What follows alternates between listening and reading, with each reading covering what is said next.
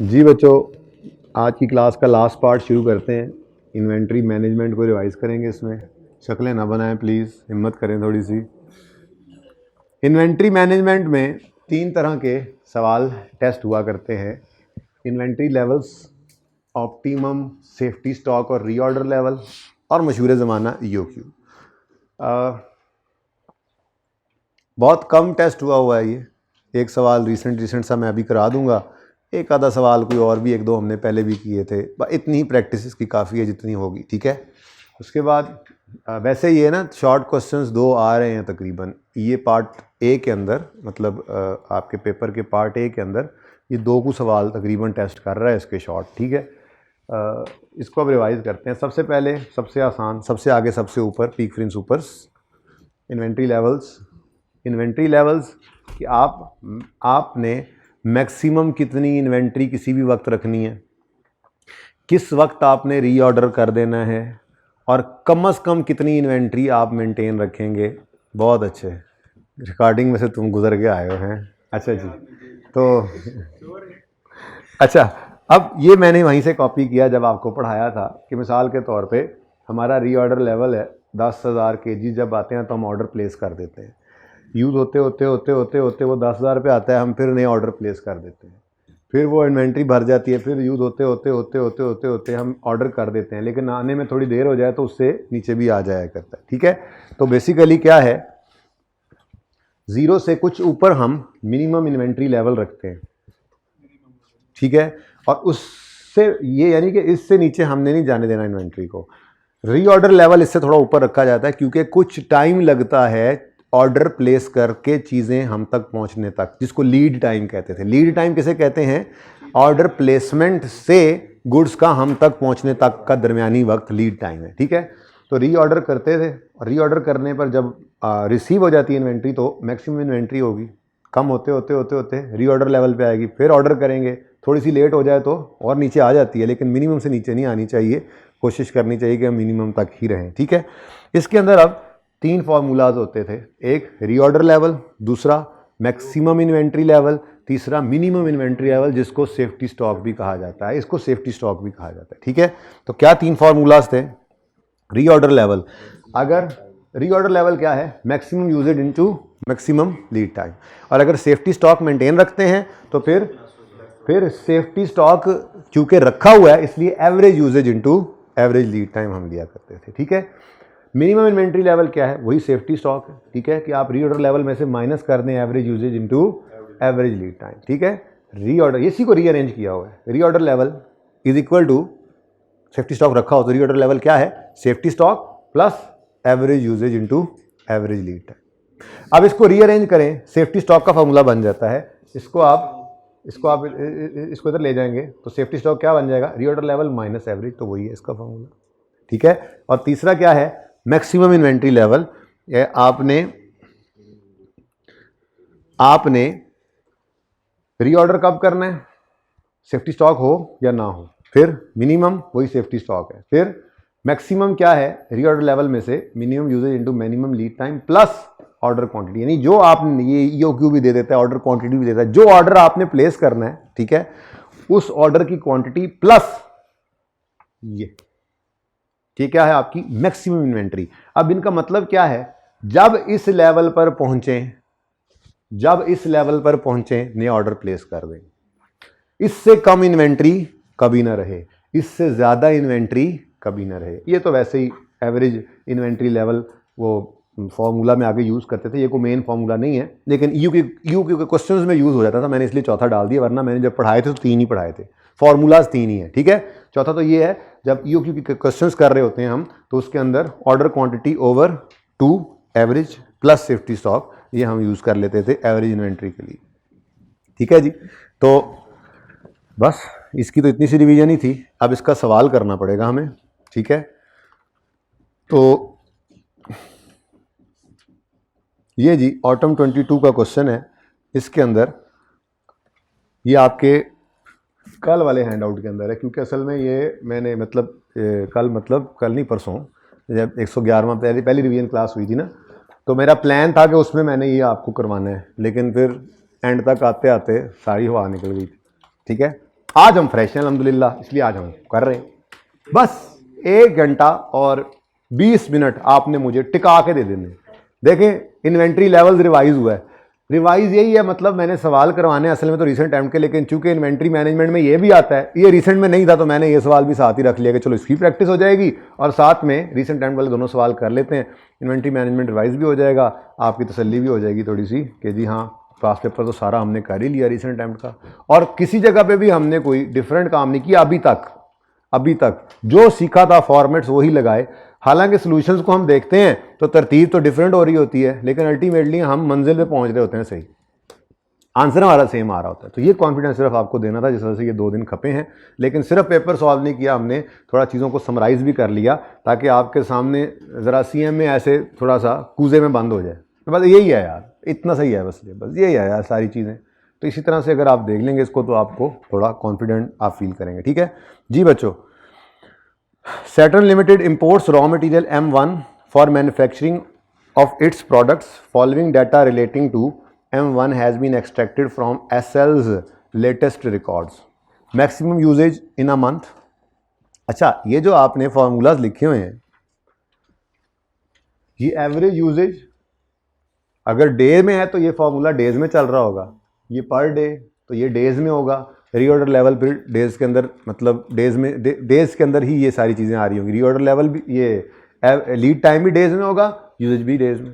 ठीक है, usage KGs में है, ठीक है, यूजेज लीटर्स में है, यूजेज मीटर्स में है, जो यूजेज भी है, लीड टाइम डेज में है, मंथ्स में है, जैसे भी गिवन है आपने डाटा वही यूज़ कर लेना होता है। ठीक है, तो maximum usage, minimum usage, average usage ये मंथली गिवन है, मैक्सिमम लीड टाइम और मिनिमम लीड टाइम गिवन है। 3 नंबर के मुफ्त के 3 नंबर। अब थ्योरी ऐसी आती है, इसलिए मैं कह रहा हूं कि मुझे थोड़ा टाइम दीजिएगा, मैं कोशिश करूंगा कम से कम चीज़ें आपको मिले, क्योंकि अब ये थ्योरी ऐसी है कि इसके लिए मैं EOQ के चैप्टर की सारी थ्योरी ICAP की आपको कहूँगा वो पढ़ लें तो ये आपके साथ ज्यादती होगी। तो अब इसमें क्या है, या खुद बता सकते हैं, बताओ ब्रीफली एक्सप्लेन करो meaning of lead time. Lead time क्या है? Time interval between placement of order and receiving of goods in inventory या इन स्टॉक। ब्रीफली एक्सप्लेन कर दिया। स्टॉक आउट कॉस्ट क्या है? स्टॉक आउट कॉस्ट क्या होती है? ब्रीफली एक्सप्लेन करो। स्टॉक आउट कॉस्ट क्या होती है? लॉस ऑफ कंट्रीब्यूशन और other costs due to stock out. अब स्टॉक आउट क्या है वही तो उसको बताना था। ठीक है, स्टॉक आउट का मतलब क्या है कि when order is received goods are not available in inventory. थोड़ी सी बात आपने अपने अल्फाज में कर देनी है, 3 नंबर दे देगा आपको। आपको पता है स्टॉक आउट कॉस्ट क्या होती है, आपको पता है लीड टाइम क्या है, बस उसको बता दें।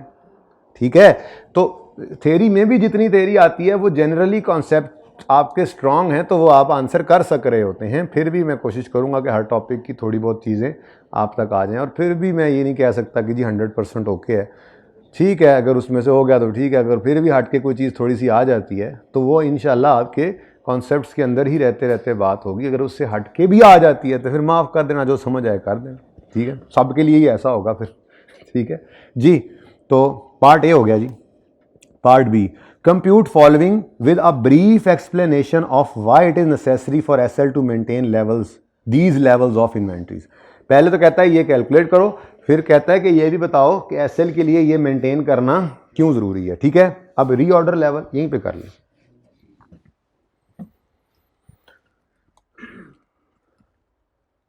भाई आप जरा इधर चले जाए, देखो चेक करो, इतनी इतनी छोटी छोटी क्लासें हमारी, ये देखो, ये एक हैंडआउट के ऊपर सारी क्लासें हुई पड़ी हैं, पार्ट्स छोटे छोटे। आप ऐसे परेशान हो रहे थे। कैसा सवाल था रिंग वाला? अखीर था ना, सारी रेलेवेंट कॉस्टिंग इसने रिवाइज कराई थी। सॉरी, वापस आए, मैं भी बैठ के ये सवाल कर लेता हूँ, फिर अगला सवाल वहाँ पे कर लेंगे। ठीक है, ओके जी। रीऑर्डर लेवल का फार्मूला अभी अभी आपने खुद ही बोला था, जरा बता दें। बोले बोले बोले, मैं नहीं दिखा रहा आपको, बताएं आप लोग। मैक्सिमम, अच्छा रीऑर्डर लेवल है जी, मैक्सिमम यूजेज। क्यों आप मैक्सिमम यूजेज वाला क्यों बता रहे हैं? स्टॉक आउट नहीं, सेफ्टी स्टॉक में। सही, इस सवाल में कहीं जिक्र नहीं है सेफ्टी स्टॉक का, तो फिर खुद से थोड़ी बेलने में बाजू देने के लिए अज्यूम कर लेना, ठीक है। तो maximum usage into maximum lead time. Ji बताइएगा, मैक्सिमम यूजेज ऊपर गिवन है मंथ्स में कितना? Maximum usage 5000 units. भाई ने ना कॉमे भी नहीं लगाए सर भाई ji, into maximum lead time. तो आपके पास आपका रीऑर्डर लेवल क्या है जी? 20,000 यूनिट्स। अच्छा, अब ये रीऑर्डर लेवल है, क्यों ये मेंटेन करना ज़रूरी है? बताओ जी, क्यों मेंटेन करना ज़रूरी है? इसका क्या मकसद है? रीऑर्डर लेवल जो है वो मेंटेन क्या करना है जी? कंपनी, या हम यूँ लिख देते हैं, कंपनी शुड मेंटेन, मैं लिख देता हूँ, company should maintain, SL should maintain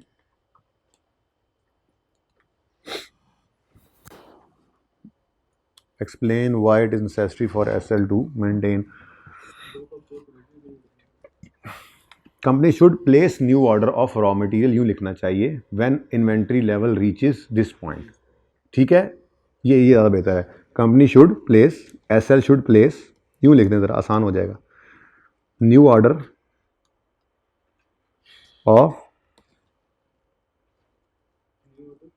of material M1, material M1 है ना, ठीक है, of material M1 when inventory level reaches या रिड्यूसेस टू, ठीक है, रीचेस या रिड्यूसेस टू 20,000 यूनिट्स, ठीक है जी, हैं? इसीलिए कि जब इन्वेंट्री लेवल यहां पर पहुंच जाए तो नया ऑर्डर कर दो। क्यों रीऑर्डर लेवल को मेंटेन? रीऑर्डर लेवल क्यों? वो कह रहा है मेंटेन दीज लेवल्स। अब रीऑर्डर लेवल मेंटेन नहीं होता, रीऑर्डर लेवल तो वो पॉइंट है जब नया ऑर्डर किया जाता है। तो बस थोड़ा एक्सप्लेन ही करना है ना, ठीक है, कि आप 20,000 क्या है कि जब 20,000 पे आपका स्टॉक पहुंचे, लेवल पहुंचे, तो आप नया ऑर्डर प्लेस कर दें, ठीक है। अब वो अगर बीच में आप ऐड करना चाहें तो बिल्कुल कर लें साथ, कि to avoid stock out costs, ज़्यादा बेहतर हो जाएगा, ठीक है। स्टॉक आउट कॉस्ट होती है ना जी, ओके, सेफ्टी स्टॉक हो, लेकिन मेरा दिल तक वो ज़रा सेफ्टी स्टॉक के अंदर रखते हैं, अगर कोई आ जाता तो ठीक है ना, लिख लें आप, वो भी लिख सकते हैं। अच्छा, नेक्स्ट है जी मैक्सिमम इन्वेंट्री लेवल। इसका फॉर्मूला क्या पढ़ा था अभी? रीऑर्डर लेवल एक बार निकल आया ना, तो उसी को अब आगे यूज़ करना होता था, ठीक है। तो maximum inventory level reorder level में से माइनस करें आप एवरेज, नहीं मिनिमम देखें, थोड़ा याद करना पड़ेगा आपको, मुझे भी मेरे भी ज़हन से निकला हुआ है रीऑर्डर लेवल। ये देखो मैक्सिमम इन्वेंट्री पूछा ना उसने, मैक्सिमम इन्वेंट्री है minimum usage into minimum lead time plus order quantity, ठीक है। तो reorder level minus minimum usage into minimum lead time plus order quantity, या EOQ कह दें, ऑर्डर क्वांटिटी बेहतर है। अब सवाल के अंदर रीऑर्डर लेवल हमने निकाल लिया, बिल्कुल कितना है? मिनिमम यूजेज सवाल के अंदर गिवन है 2000 यूनिट्स, लीड टाइम, लड़ते इसलिए हैं कि तुम मिटवा के लिखवाते हो। 3000 मिनिमम यूजेज है और मिनिमम लीड टाइम है 2 महीने इंटू 2 मंथ्स, और ऑर्डर क्वांटिटी क्या है?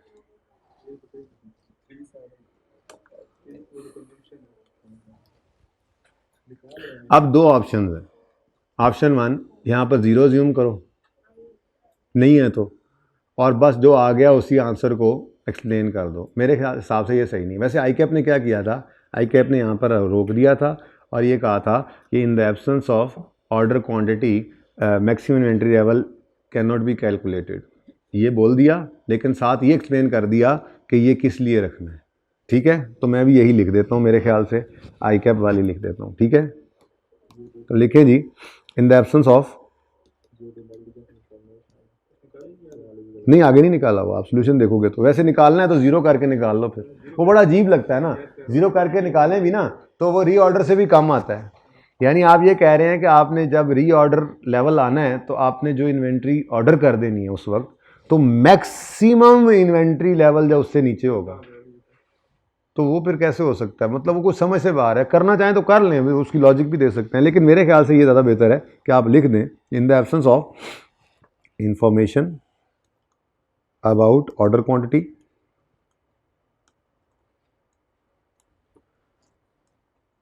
Maximum inventory level can not be computed. बहरहाल बता दें कि ये होता क्या है, क्योंकि उसने ये कहा था कि ये होता क्या है, ठीक है। तो उसके बारे में लिखें कि ये लेवल वो लेवल है कि जिससे ऊपर इन्वेंट्री नहीं रखनी चाहिए एसएल को, क्योंकि अगर इससे ऊपर रखेंगे तो एक्स्ट्रा कॉस्ट पड़ेगी, एक्स्ट्रा बेनिफिट नहीं मिलेगा। हाँ, एक्स्ट्रा कॉस्ट पड़ेगी, इंक्रीमेंटल कॉस्ट होंगी, लेकिन बेनिफिट नहीं। मैक्सिमम इससे ऊपर नहीं जाना, मैक्सिमम इतना रखें, ठीक है ना। इससे ऊपर रखोगे तो खाम में, और सिर्फ यही नहीं होता होल्डिंग कॉस्ट पड़े, खराब भी हो जाती है, ये भी तो कॉस्ट होती है ज़्यादा रख लोगे तो, ठीक है। तो बहरहाल जनरल सी बात कर दें कि this is it is the level, वो तो इकोनॉमिक ऑर्डर क्वांटिटी होती है ना, ठीक है। वो नहीं है ना हमारे पास सवाल में, ना ऐसा डाटा अवेलेबल है कि हम वो निकाल लेते। अगर डाटा होता तो निकाल लेते।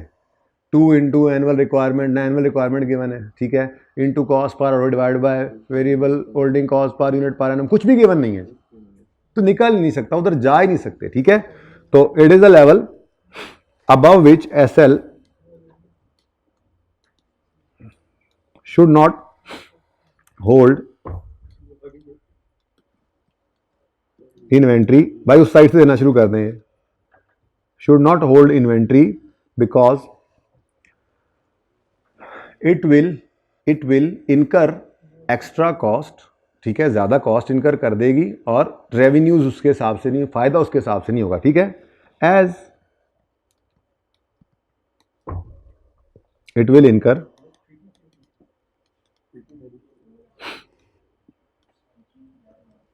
एक्स्ट्रा होल्डिंग कॉस्ट, चलो सिर्फ यही लिख दें। भाई बैठ जा यार, बैठ जा यार, नीचे होके यार, इस कैमरे के आगे, इतना तो लंबा है, बैठ के भी आगे आ जाता है कैमरे के।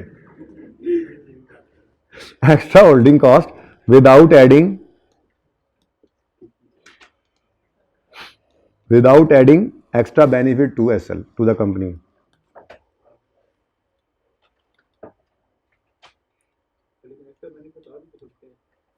बेटा फिर वो मैंने बस अंदाजे की बात ही कर दी है कि इससे ऊपर, मैक्सिमम इन्वेंट्री से ऊपर नहीं जा सकते आप, ठीक है, उससे कोई फायदा नहीं होता। और आखिरी है safety stock.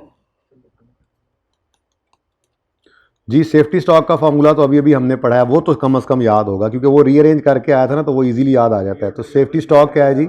Reorder level minus average usage into average lead time. कोई नहीं, ये याद करना है। अब आपको ये एहसास हो रहा है आज की क्लास के अंदर कि आपको ये फार्मूलाज याद करने हैं। फार्मूलाज इतने हैं ही नहीं, फार्मूलाज हैं स्टैंडर्ड कॉस्टिंग में और फार्मूलाज हैं इन्वेंट्री मैनेजमेंट में, बस। और कहाँ फार्मूले थे आपके? कई फार्मूलाज नहीं है। और जहाँ कई मसले मसाइल थे वो हमने पहले लेक्चर के वो दूसरे तीसरे पार्ट के अंदर सारे इश्यूज को इकट्ठा कर दिया था। जिस दिन आप छुट्टी पे थे, उस वक्त नहीं थे ना आप, कि थे उस वक्त जब हमने वो कॉमन जो इश्यूज आते हैं वो सारे के सारे हमने इकट्ठे कर दिए थे। सारे सीएमए के अंदर इश्यूज तो वही हैं, फिर सारे टॉपिक्स आपने रिवाइज कर लिए हैं। फॉर्मूला सिर्फ 2 जगह पे पढ़े हैं। ये हिम्मत करके अब याद कर लें, मेहरबानी आप लोगों की, अब ये तो कर ही लें, अब भी वक्त है, अभी भी कर लें, ठीक है। यहाँ फॉर्मूलाज ही हैं, अब क्या कर सकते हैं, समझाया जा। इनकी डेरिवेशन तो सिलेबस में नहीं है ना, इनकी सिर्फ इनको लिखना ही है सिर्फ, तो अब वो याद तो करें कम से कम, ठीक है। जहाँ तक हो सकता था समझाया भी गया था आपको मौके पर। अच्छा जी, into average lead time.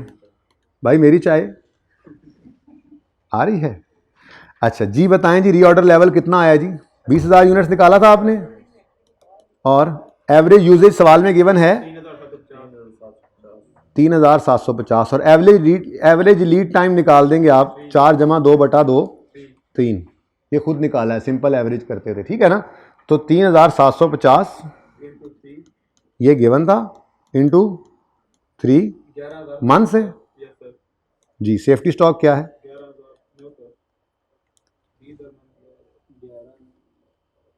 11,900 8,750 units. उस वाले कोई ना सही क्लियर करके बता रहा था, हालांकि उन्होंने आप कंफर्म नहीं सी कि सही है या नहीं, ਉਹਦੇ वाला सुन के ना सही करके दस रहा सी। अच्छा जी, अब सेफ्टी स्टॉक की क्या सिग्निफिकेंस है? At any point in time, at any point of time, inventory level should not fall below this level, क्योंकि इस वजह से फिर स्टॉक आउट कॉस्ट आने लग जाती हैं। तो स्टॉक आउट कॉस्ट से बचने के लिए हम सेफ्टी स्टॉक रखते हैं। तो इसके बारे में सिर्फ ये लिख दें, at any time, at any point of time,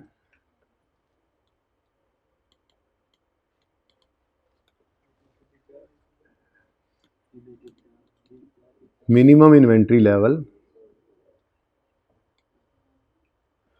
should not fall below 8750 units in order to avoid stock out costs। ठीक है जी, ये लिख लीजिएगा आप अपनी तरफ से, कोई एक आधी बात अब और लिखनी हो तो। लें जी, बच्चे सो गए हैं, बच्चों की बस हो गई है।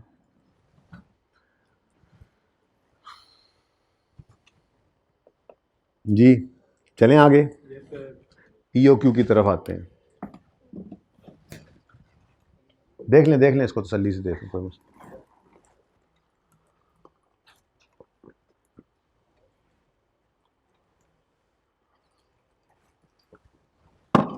सही मौके पे आई है, ईओक्यू से पहले चाय आ गई, सही मौके पे आई।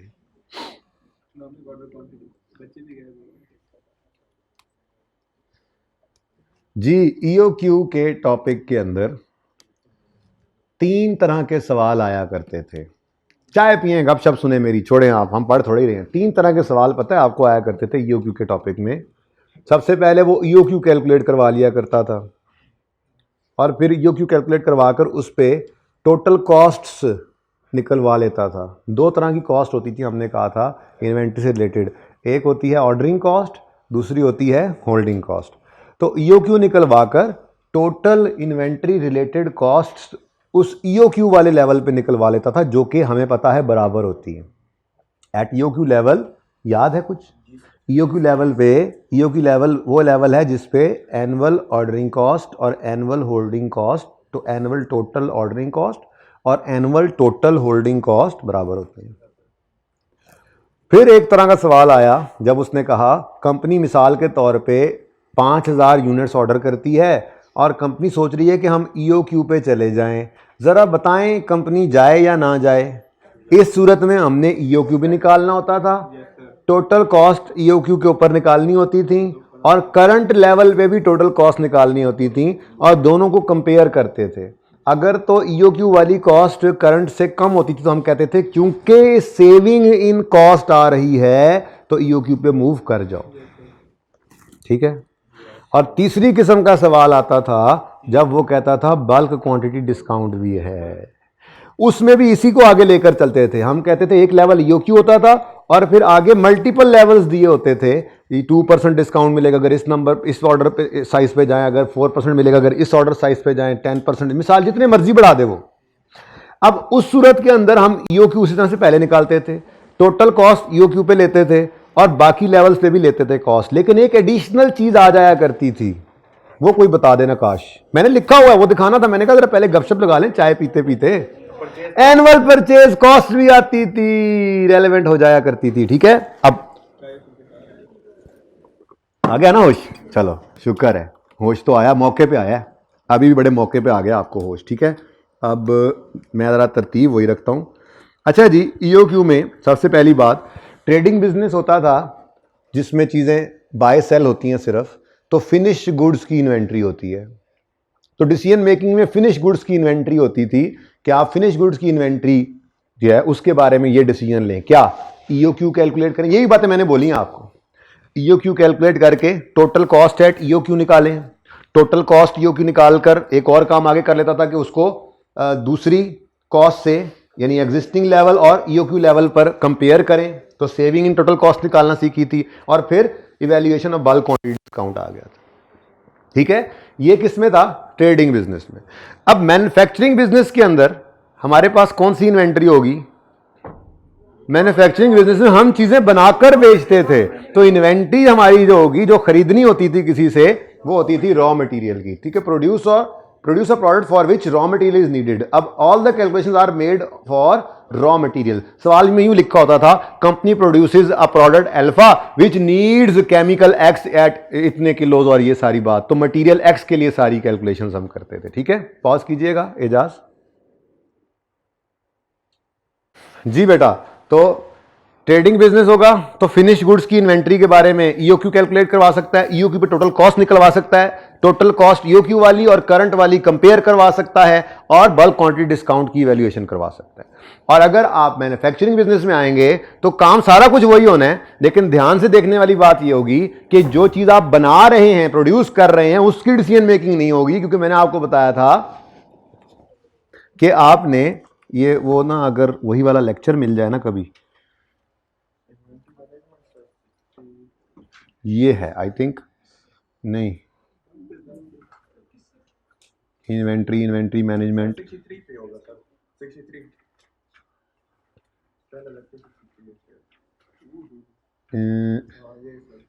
नहीं, मैं जो चीज, हाँ मैं ये देखना चाह रहा था सिर्फ ये कि हमें अगर इन्वेंट्रीज होती है ना, ट्रेडिंग बिजनेस और ट्रेडिंग बिजनेस तो फिनिश गुड इन्वेंट्री के साथ हमारा पाला पड़ेगा डिसीजन मेकिंग में।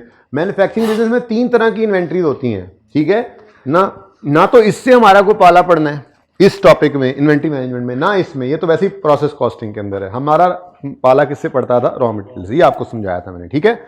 अच्छा चलें जी, तो बहरहाल 4 तरह के ही सवाल हो सकते हैं। सिर्फ ईओक्यू निकाल दे, ईओक्यू पे टोटल कॉस्ट निकलवा ले, टोटल कॉस्ट करंट और ईओक्यू वाली कंपेयर करके सेविंग निकलवा ले, और इवैल्यूएशन ऑफ बल्क क्वांटिटी करवा ले, ठीक है। अगर तो सिर्फ ईओक्यू निकलवाएगा तो ईओक्यू का फॉर्मूला होता था ये 2 into annual purchase requirement into variable ordering cost per order divide by variable holding cost per unit per annum. अब एनुअल परचेज रिक्वायरमेंट निकालने में कुछ मसले आ सकते थे, वो भी मैंने कहीं बात की थी, मैं लिख के नहीं लाया, एकदम से याद आ गया मुझे। एनुअल परचेज रिक्वायरमेंट में बताया था ना, क्वेश्चन किए होते ये, अगर गिवन है मौजें, नहीं गिवन तो स्टॉक्स गिवन होंगे, तो वही वाला जो मैंने पहले लेक्चर में बताया था कि प्रोडक्शन यूनिट्स आपने पहले ढूंढने हैं। तो अगर मटेरियल आपको चाहिए कि कितना लेना है पता लग जाए, तो सबसे पहले आपको पता होना चाहिए आपने यूनिट्स बनाने, प्रोडक्शन कितनी करनी है। तो प्रोडक्शन के यूनिट्स निकालने का तरीका आपको मैंने वो पहले दूसरे तीसरे पार्ट के अंदर जो कॉमन इश्यूज के अंदर बताया था, वहां पे निकाल लिया। तो प्रोडक्शन यूनिट्स या तो निकाल सकते हैं आप इस इक्वेशन से, या निकाल सकते हैं आप लॉसेज वेस्टेज दी हो तो उससे। तो ये हम सारी बातें ना इकट्ठी वहां पे कर चुके हैं, जो कहीं ना कहीं इस्तेमाल हो रही होती हैं, ठीक है। तो एनुअल परचेज रिक्वायरमेंट के मसले कोई नहीं है, वो आप निकाल लेंगे। मसला क्या आता था, variable ordering cost per order चाहिए, variable holding cost per unit per annum चाहिए। अब यहाँ पे अगला मसला आता था कि सवाल में कैसे पता लगेगा, उसके लिए एक टेबल बनाया था हमने। नहीं, उसकी एग्जांपल सामने आ जाए ना कभी, ये मैंने लिखी होंगी यार, मैंने यहाँ लिखी होंगी, हाँ लिखी हुई है, गुड। ये चलो, ये मैं वैसे ही आपको उधर दिखा रहा था मैंने, हालांकि असल में ये मैंने परसों मेहनत की थी ना, इसलिए भूल गया था कि कौन कौन सी मेहनत हुई पड़ी है, वहाँ से उठा के सारी चीज़ें। तो एनुअल परचेज रिक्वायरमेंट एक मसला है, दूसरा ऑर्डरिंग कॉस्ट मसला है, तीसरा होल्डिंग कॉस्ट मसला है।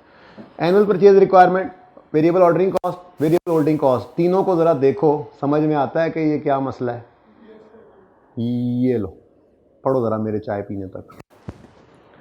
ये 3 मैक्सिमम मसाइल थे ईओक्यू के अंदर, ईओक्यू की हद तक, फिर आगे टाइप्स आती हैं।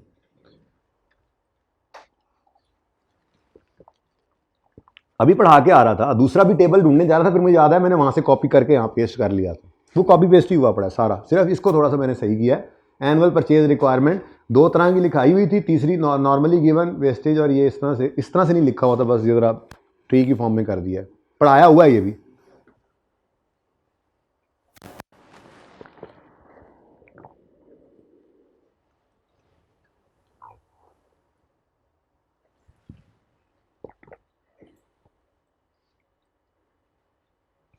जी बच्चों,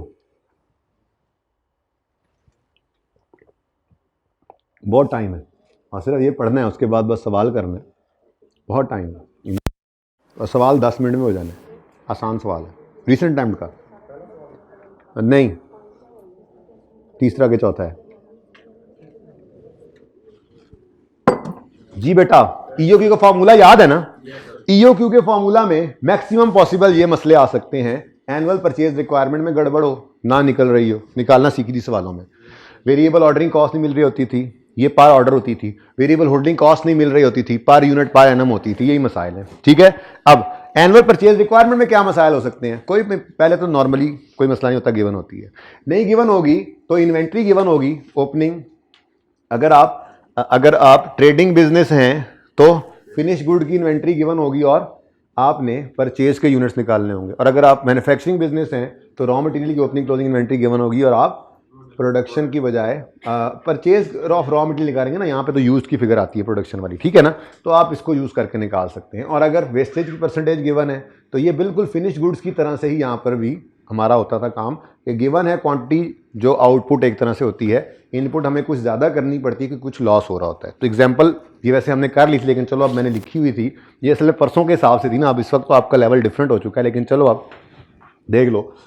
प्रोडक्ट पी की डिमांड है 20,000 units per month. Each complete unit of product P requires 2 kgs of material A. अब प्रोडक्ट की डिमांड 20,000 है और ये प्रोडक्ट बनाने के लिए हमें मटीरियल चाहिए ए। अब हम मटीरियल ए के बारे में सारी बातें कर रहे होंगे। 4% of material A input is lost during the process. Annual purchase requirement of material A निकालो। अब 2000 यूनिट्स चाहिए और हर यूनिट पर 2 किलो मटीरियल ए लगता है, यानी कि 4000 मटीरियल ए के किलोस चाहिए। लेकिन ये वो हैं जो कंप्लीट आउटपुट पे होंगे, क्योंकि लॉस हो जाता है तो हमें कुछ ज्यादा चाहिए। तो सिंपल वाली इक्वेशन है, सिंपल वाली इक्वेशन है, ठीक है। ये चाहिए हमें 4000, 2% ऑफ ये 4% ऑफ एक्स वो लूज हो जाता है, और ये वो ठीक है ना, वो पर मंथ है, हमें ये पर एनम चाहिए, एनुअल परचेज रिक्वायरमेंट ना, एनुअल परचेज रिक्वायरमेंट। तो ये पर मंथ निकालेंगे, 2000 इंटू 2 4000 हर महीने की, और 4000 इंटू 12 साल की आ गई। ये साल की रिक्वायरमेंट है जो हमें कंप्लीट यूनिट पर चाहिए होती है, लेकिन 4% लॉस होता है। किसका? इनपुट का। इनपुट नहीं पता, वो एक्स अज्यूम करेंगे। ये वही काम है जो हमने कई बार कर लिया हुआ, ठीक है। तो वही 48,000। अगर शॉर्ट बात करें, अब तो जबानी याद हो गया, तो आपको ये 12 और ये 4, 12 चौके 48,000 केजीज जो मटीरियल एक्स के चाहिए फिनिश्ड गुड में। तो लॉस होने हैं तो ज्यादा मंगवाने पड़ेंगे, तो आप 48,000 को डिवाइड कर दोगे 0.96 से। यही काम बनता है आपकी इक्वेशन से एंड पे, ठीक है। वही किया हुआ, देख लो, 50,000 किलो आपको चाहिए, ठीक है। फिर एनुअल ऑर्डरिंग कॉस्ट सवाल के अंदर किन किन नामों से हो सकती है? Procurement cost per order, purchase ordering cost per order, inspection cost per order, पर ऑर्डर, पर ऑर्डर, जो भी पर ऑर्डर लिखा होगा वही पर ऑर्डर कॉस्ट, ऑर्डरिंग कॉस्ट है, पर ऑर्डर है, ठीक है।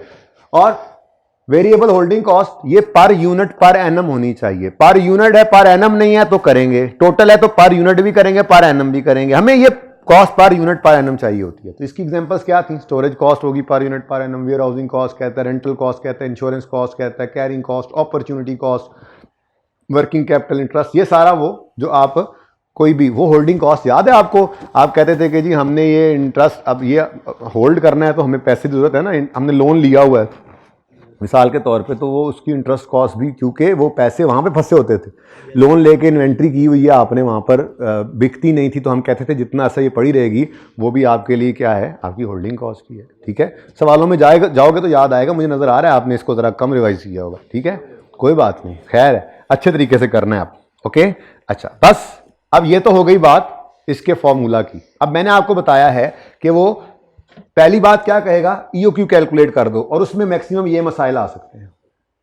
ईओक्यू कैलकुलेट हो जाए तो अगले स्टेप में वो जा सकता है, वो ये कह सकता है कि आप क्या कर दो, आप मुझे टोटल कॉस्ट निकाल दो, ईओक्यू पर टोटल कॉस्ट निकाल दो। तो वो कैसे निकलेगी? ये valuation of bulk quantity discount नहीं है सर, ये क्या total cost, annual variable ordering cost, annual variable holding cost. क्या फॉर्मूला थे इसके? ये नंबर ऑफ ऑर्डर्स जो है वो निकालने होते थे, क्योंकि कॉस्ट पर ऑर्डर है हमारे पास। तो annual purchase requirement over order quantity, जो नॉर्मली ईओक्यू होती है इस सवाल में, ईओक्यू वाले केस में तो ईओक्यू होगी ना, ठीक है। तो नंबर ऑफ ऑर्डर्स आते थे, variable ordering cost per unit, ये variable ordering cost per order हमारे पास होती थी, हमारे पास एनुअल ऑर्डरिंग कॉस्ट निकल आती थी वेरिएबल वाली। फिर जो आपके पास, ये मैंने कहा था ना ईओक्यू के फॉर्मूला में यूज होता है, OQ over 2 plus safety stock, ये एवरेज इन्वेंट्री है, इसको मल्टीप्लाई करते हैं, एवरेज स्टॉक को मल्टीप्लाई करते हैं variable holding cost per unit per annum से तुम्हारे पास एनुअल वेरिएबल होल्डिंग कॉस्ट आ जाती है। ठीक है, ये आपके पास आ जाती है ईओक्यू के ऊपर टोटल कॉस्ट। कभी कभी यूं करता था कि कहता था कि भाई ईओक्यू के ऊपर जो है वो कॉस्ट निकालो और करंट लेवल 8000 यूनिट्स का है उस पर भी कॉस्ट निकाल दो। ठीक है जी, तो आप क्या करते थे, आप ईओक्यू निकालते थे ऐसे ही, करंट कॉस्ट पहले गिवन होता था और यही दोनों कॉस्ट इसी तरह से आप दो बार फॉर्मूला लगा देते थे। एनुअल परचेज रिक्वायरमेंट तो सवाल में गिवन है, ऑर्डर क्वांटिटी 5000 रखकर नंबर ऑफ ऑर्डर्स निकाले और 8000 रख के नंबर ऑफ ऑर्डर्स निकाले और कॉस्ट पर ऑर्डर से मल्टीप्लाई कर दिया। फिर ये ऑर्डर क्वांटिटी है divide by 2 plus safety stock into an variable holding cost per unit per annum और यहां पर 8000 यूज करके कर लेते थे। तो ये दोनों के ऊपर कॉस्ट निकालते थे और उसके बाद इनको कंपेयर करके निकाल लेते थे सेविंग कितनी है। ठीक है, और आखिरी जो सबसे मुश्किल केस था वो था, वो कहता था कि बल्क क्वांटिटी डिस्काउंट भी है। शाहजी आज आप लेट आए, उसको भी नहीं पढ़ने दे रहे। उसमें मैक्सिमम ये हो सकता था ईओक्यू निकलवाए और डिस्काउंट के साथ 2 3 4 जितने मर्जी लेवल दे दे। तो इसमें एक नई चीज आ जाया करती थी, एनुअल वेरिएबल परचेज कॉस्ट। ठीक है, बाकी सब वैसे ही है, अब ऑर्डर साइज ऊपर चेंज हो गया तो यही फॉर्मूला लगते थे हमारे, और हमारे पास जो है वो टोटल कॉस्ट के अंदर अब वेरिएबल परचेज कॉस्ट भी रेलेवेंट हो जाती थी। ठीक है, अब इस सारे के अंदर जो याद रखने वाली बात है वो क्या है, परचेज कॉस्ट पर यूनिट आपने जो लेनी है वो डिस्काउंटेड लेनी है डिस्काउंट वाले कॉलम में, और इधर दूसरी वाली ले लेनी है, बस ये फर्क होता था, इसीलिए तो ये रेलेवेंट हो जाती थी। ठीक है, डिसीजन हम कब लेते थे, क्या लेते थे कि जो order quantity minimum total cost देती थी, मिसाल के तौर पे हमारी उस ये भी वहीं से कॉपी किया हुआ है जहां मैंने आपको पढ़ाया था, सेम वही है। ठीक है ना, जो एग्जांपल बंदा बोलते बोलते बनाता था ना वही कॉपी किया हुआ है यहाँ पे। ठीक है, तो जो मिनिमम कॉस्ट टोटल देता था हम कहते थे जी ये ऑर्डर क्वांटिटी ठीक है, इस पे इतना डिस्काउंट 2% डिस्काउंट अवेल कर ले, ऑर्डर साइज 8000 रखे। ठीक है जी, बस कहानी खत्म। बोले हैं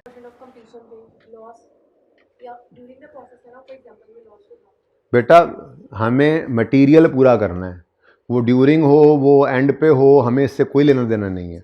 मटेरियल का लॉस होना है, यानी मिसाल के तौर पे 5000 मटेरियल गुड यूनिट्स पे चाहिए, तो अगर बीच में लॉस होना है तो वो शुरू में हो, मिड में हो, एंड पे हो, हमें इससे क्या, हमें 5500 भरना है बस।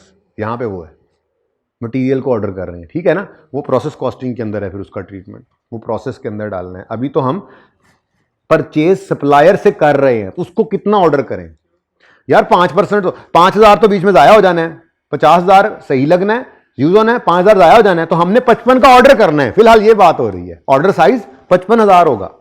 बात समझ आ रही है? ठीक है ना, हाँ जी, सवाल की तरफ आते हैं। सही है, ये जरा देख लो एक बार, मैक्सिमम क्या है। दो तरह के बिजनेस हो सकते हैं, तो या फिनिश गुड्स के लिए ये काम करोगे या रॉ मटेरियल के लिए करोगे। ठीक है, 4 ही काम मैंने आपको कहा वो करवा सकता है। मैक्सिमम ईओक्यू निकलवाए, उस पर कॉस्ट निकलवा ले, एग्जिस्टिंग के साथ कंपेयर करवा के सेविंग निकलवा ले, और बल्क क्वांटिटी डिस्काउंट को भी ले आए। ईओक्यू के अंदर मैक्सिमम ये मसाइल आ सकते हैं। ठीक है, परचेज रिक्वायरमेंट निकालने में मसला आ सकता है आपको, ये इतना सही है। आप टॉपिक क्या करें, तो छोटी होती जा रही है ना चीज़ें, मिक्सी समराइज होती जा रही है, लेकिन इसका मतलब ये नहीं है कि बस अब अल्लाह हाफिज़ इसको करके आप बैठ जाएं। इसका मतलब ये है कि ये आपको ये उम्मीद होनी चाहिए कि ये तो सबसे पहले पास हो सकता है, इतना आसान सा टॉपिक है, पेपर है ये। ठीक है, तो जो कमी बेशी अव्वल तो होनी नहीं है, उम्मीद है, अगर है भी तो उसको पूरा कर लें आप। ठीक है, अच्छा, वेरिएबल ऑर्डरिंग कॉस्ट या होल्डिंग कॉस्ट है, तो फॉर्मूला से ईओक्यू निकल आया। और अगला काम, ये मैक्सिमम मैंने इकट्ठा बना दिया था, मैंने कहा था बार बार क्या 3 दफ़ा बनाऊं, एक एक करके दिखा दूंगा। ठीक है ना, सिर्फ ईओक्यू पर कॉस्ट निकाले तो ये 2 चीज़ें आएंगी, अगर कंपेयर करके सेविंग निकलवाए तो ये 2 आएंगी, उनमें ये नहीं होता। और जब डिस्काउंट इन्वॉल्व हो जाता है तो फिर ये एक रेलेवेंट चीज़ आ जाती है, जिसमें आप डिस्काउंट वाले कॉलम में डिस्काउंटेड परचेज प्राइस लेते हैं, बस, बाकी और कुछ भी नहीं है। ठीक है, अच्छा जी, अब कॉमन मिस्टेक जो बच्चे करते हैं variable holding cost per unit per annum में, अगर डिस्काउंट आ जाए तो variable cost per unit per annum given होती है अगर तो फिगर के तौर पे, लेट से 10 रुपए variable holding cost per unit per annum है, फिर तो मसला ही कोई नहीं है। जौन सा मर्जी डिस्काउंट हो या ना हो, हमें कोई मसला नहीं, क्योंकि होल्डिंग कॉस्ट 10 रुपए दी हुई है, 10 रुपए पर यूनिट पर एनम। शरारत क्या करता था सवाल में, शरारत करता था वेरिएबल होल्डिंग कॉस्ट है 5% ऑफ, 5% सिर्फ लिखा हुआ है, या 5% ऑफ परचेज प्राइस लिखा हुआ है। यहां पे बच्चे गलती क्या करते थे, उसको पहले वाले 10 पर ही ले जाते थे। नहीं, ऐसा नहीं होता, बल्कि वो चेंज हो रहा होता। ठीक है, तो if variable holding cost per unit per annum is given as percentage of purchase cost, खामोश भी हो तो हम यही करते हैं। तो अज्यूम करो, मिसाल के तौर पे मैंने आपके लिए लिखा है कि अज्यूम करो नॉर्मल परचेज प्राइस कितनी है 100, तो variable cost per unit per annum अगर 5% है तो ईओक्यू लेवल पर जब कोई डिस्काउंट नहीं है तो 5 रुपये है। लेकिन अगर डिस्काउंट 5% है, अगर मिसाल के तौर पे 8000 यूनिट्स पे आते हैं तो आपका डिस्काउंट 2% है। ये मैंने लिखा नहीं, ये मैंने ज़बानी सोचा था, ठीक है ना, ये यहाँ पे लिखा हुआ है, बल्कि ये यही वाला यूज़ कर गया था असल में, ठीक है। 8000 यूनिट्स पर डिस्काउंट कितना है 2%, तो 2% डिस्काउंट होगा तो आप 100 वाली चीज़ आपको कितने की मिलेगी 98 की, तो variable holding cost per unit per annum 4.9 बन जाएगी। और अगर आपका डिस्काउंट 4% हो जाए तो 100 वाली चीज़ आपको अब कितने की मिलेगी 96 की, तो आपकी variable cost holding cost per unit per annum कितनी हो जाएगी 4। तो ये बच्चे मिस्टेक कर देते हैं। अगर तो पर यूनिट पर एनम गिवन है तो मसला नहीं है, अगर उसने इस तरह से दिया हुआ है तो इसका ध्यान रखना। 2 या 3 सवाल ऐसे किए भी थे जिसके अंदर ये हुआ था, ठीक है। यही मैक्सिमम ईओक्यू की तरफ से बात है। अब इसका सवाल एक कर लेते हैं जो बहुत आसान है। तैयार हैं? ये बात समझ आई?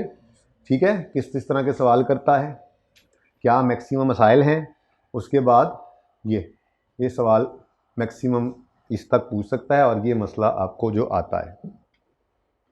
चलिए सवाल की तरफ। सवाल हमने करना है जी ऑटम 23 का क्वेश्चन 3 है, Shahab industries.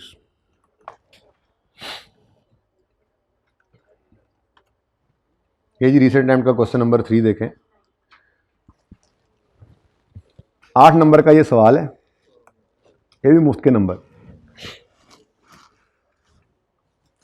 Ji. Determine whether SIL should accept either of the 2 discount offers. लो जी, डिस्काउंट भी है। Shahab is engage in production of a product alpha 2179 which requires beta as its primary raw material. अब alpha के लिए हमने decision making नहीं करनी होगी, हमने किसके लिए करनी होगी, मैन्युफैक्चरिंग बिजनेस है, हमने बीटा के लिए करनी होगी, ठीक है बच्चों, okay. SIL presently uses EOQ model to place orders for beta, below is relevant information about beta. Order quantity per order ये EOQ दे दिया उसने, क्या ख्याल है, ठीक है। Cost per unit current cost है, ordering cost per order given है, और total ordering and holding cost per annum है, पर यूनिट नहीं है पर एनम तो है। आगे वो कहता है SIL's supplier of beta is offering 2% discount if quantity per order is 75,000 units and 4% discount if quantity per order is 1,00,000 units, ठीक है। डिटरमिन करो कि एक्सेप्ट करे या ना करे। अब यही वाला अभी जो मैंने आपको दिखाया फुल फ्लैज यही वाला यूज हो जाना है। डिस्काउंट है तो एनुअल परचेज रिक्वायरमेंट भी आनी है। स्टेप 1 में EOQ निकालेंगे, स्टेप 2 में ये टेबल बना देंगे। स्टेप 2 मतलब मैंने ये असल में ये देखा ना, गौर करें, मैंने लिखा हुआ है, मैंने कहा था ना कि ये 4 तरह से 1 2 3 4 तरह से सवाल पूछेगा। तो इधर देखें, पहला ये है, और देखो दूसरा तीसरा चौथा मैंने सारे यहीं पे कवर कर दिए थे, इसीलिए मैंने ये लाइनें लगा के आपको रिवाइज करवाया था, ठीक है ना। अब बहुत आसान सवाल है, 5 मिनट का सवाल है, ठीक है। एनुअल वेरिएबल ऑर्डरिंग कॉस्ट हमें चाहिए।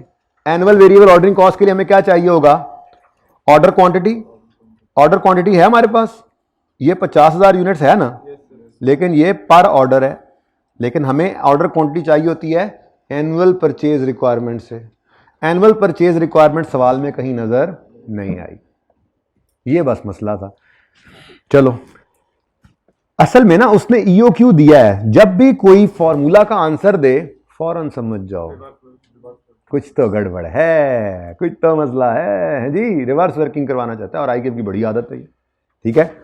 अब एक बात तो हमें पता लग गई, एक बात उसने क्या कह दी जी, EOQ इतना है, और दूसरा वो कहता है total ordering and holding cost per annum इकट्ठी दे दी उसने 4.8, ये भी अलग नहीं है, लेकिन हमें ये पता है कि EOQ लेवल अगर है, EOQ लेवल जो है उस पर ये दोनों सेम होती हैं। मतलब अगर ये 4.8 मिलियन पर एनम है टोटल, तो इसका मतलब 2.4 एनुअल ऑर्डरिंग कॉस्ट है और 2.4 एनुअल होल्डिंग कॉस्ट है। कोई मसला नहीं, यहीं पे कर रहा हूं सॉल्व, उधर नहीं जा रहा, मैं बैठ के कर रहा हूं, मैं थक जाऊं, ठीक है, कर दूं वहां पे।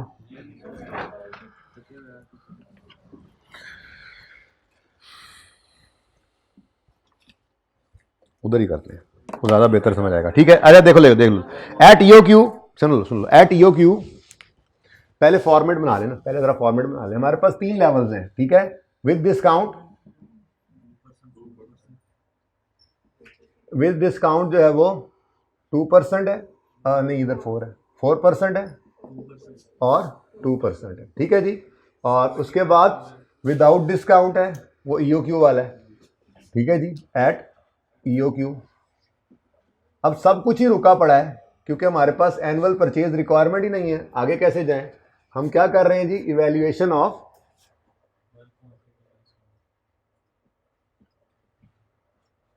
Bulk quantity discount.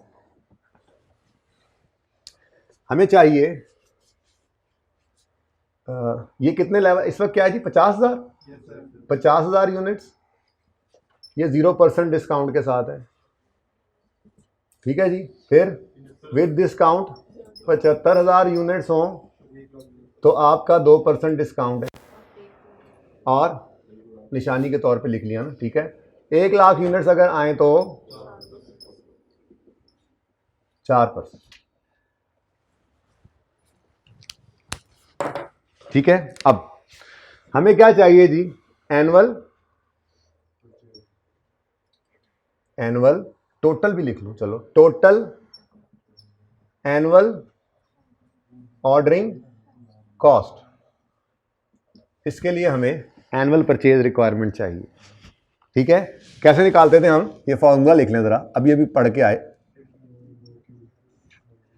प्लस यही होता था, ये कहां आता था, ये होल्डिंग में आता था, ठीक है जी। बस annual purchase requirement over OQ करेंगे तो हमारे नंबर ऑफ ऑर्डर्स आ जाएंगे। यार कोई चाहिए मार्कर को नहीं लग रहे ना, कोई भी नहीं चल रहा है, जेड़ा मर्जी चुक लो हैं जी। तो यहां से हमारे पास क्या आता था जी, नंबर ऑफ ऑर्डर्स। उसके बाद यहां से नंबर ऑफ ऑर्डर्स निकालकर आपने मल्टीप्लाई करना होता था variable ordering cost per order.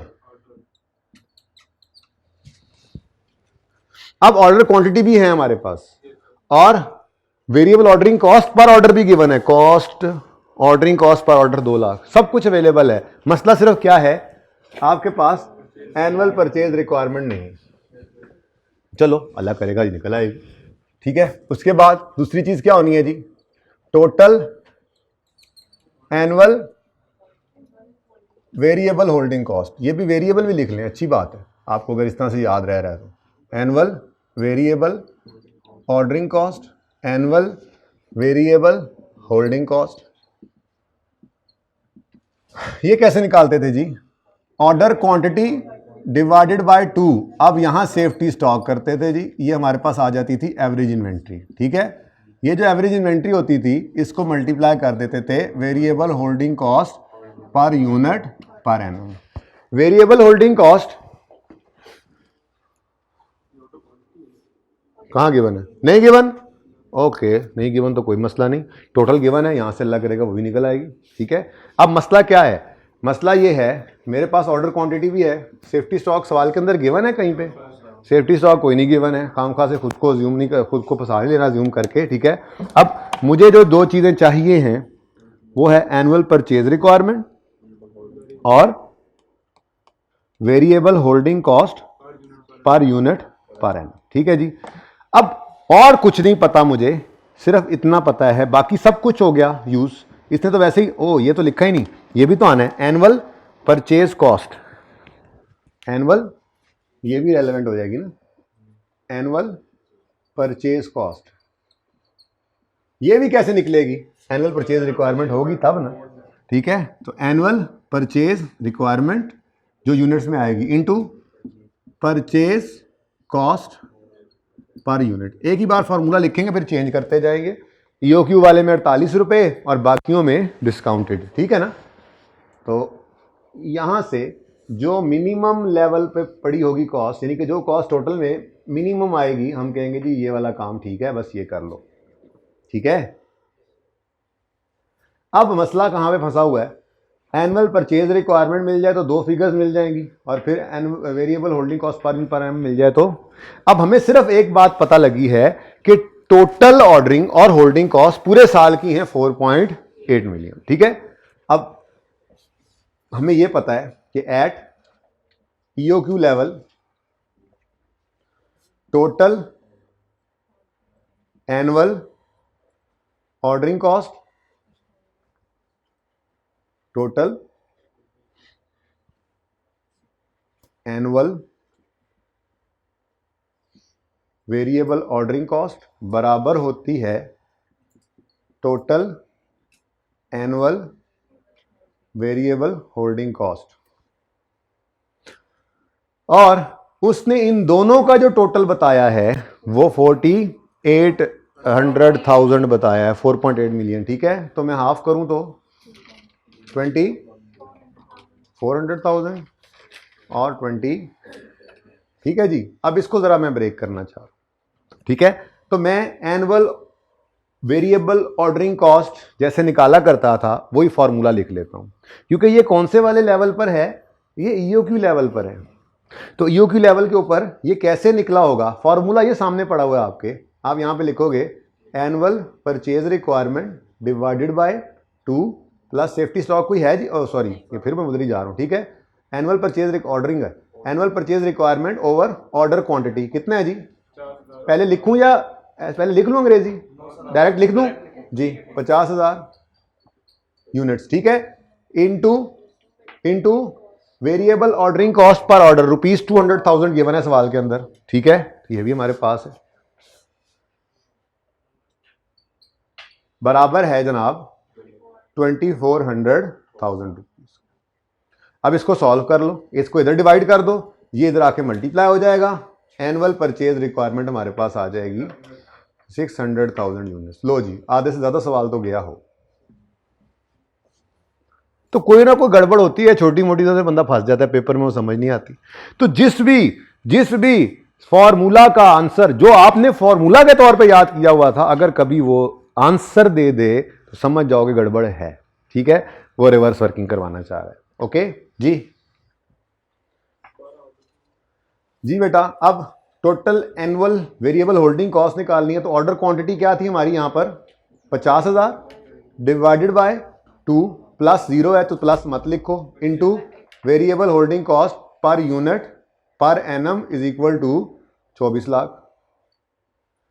अब इसको भी आपने सॉल्व करना है। ठीक है, ये उधर मल्टीप्लाई कर दो, जाकर डिवाइड कर दो, variable holding cost per unit per annum निकाल दो, ₹96 पर यूनिट पर एनम। मुझे लगता है आखिरी सवाल में गड़बड़ होनी है, टाइम नहीं बच रहा। अच्छा चल जल्दी कर लें, अगर तो कोई मसला नहीं है, हो जाएगा अभी। ठीक है, ले जी, एनुअल परचेज रिक्वायरमेंट कितनी है 6 लाख यूनिट्स। अब इसको डायरेक्ट करना है कैलकुलेटर पे, शुरू हो जाओ। यहां पे तो मुझे जरूरत ही कोई नहीं है कुछ करने की, ये तो दोनों हैं सेम, करके देख लो बेशक, वहीं से तो आंसर निकाला है हमने।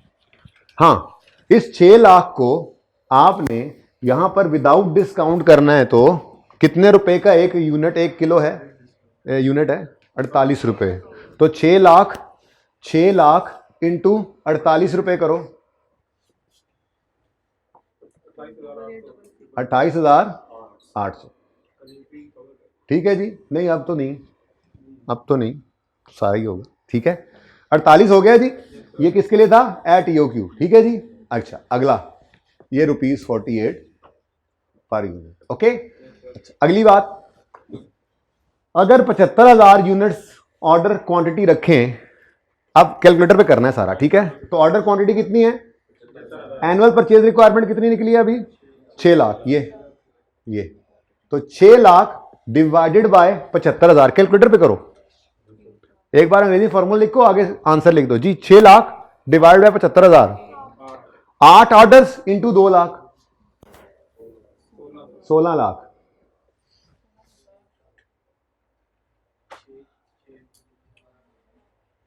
दो लाख है, 8 ऑर्डर्स हैं तो 16 लाख ही होगा ना, 16,000 कैसे।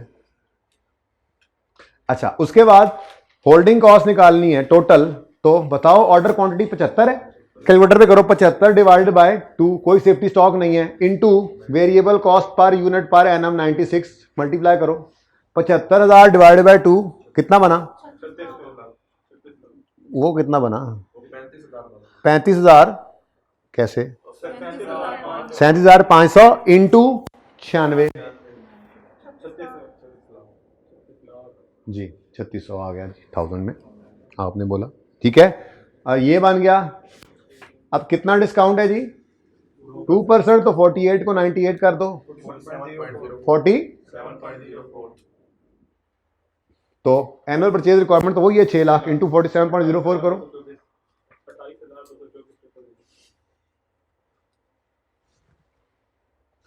लाख यूनिट का अगर ऑर्डर हो, ऑर्डरिंग कॉस्ट लाख, ऑर्डर का साइज है, एनुअल 6 लाख की रिक्वायरमेंट है, तो 6 ऑर्डर्स बनेंगे ना, 6 लाख बटा 100, 6 into 2 lakh 12 lakh ordering cost आएगी सालाना।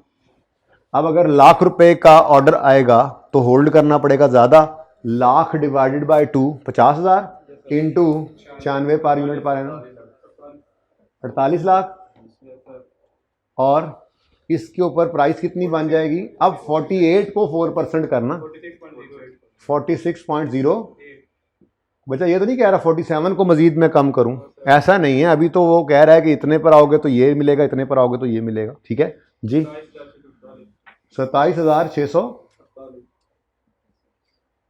नहीं जी, टोटल कर दें जल्दी से 33,648,000 पहले का, इसका 29, पहले का 336, ये वाकई इतना फर्क है, ये दरम्यान वाला भाई ने सही निकाला है, होना चाहिए फर्क, कोई एक तो बाहर है। अब ये तो सही, ये इससे तो हाँ देखा 33,424, तो ये सबसे महंगा, ये उससे सस्ता, ये सबसे सस्ता, तो हम कहेंगे कंपनी शुड, अब डिसीजन क्या लिखेंगे, company should avail 2% discount and set a size order size of 75,000 unit, ठीक है जी।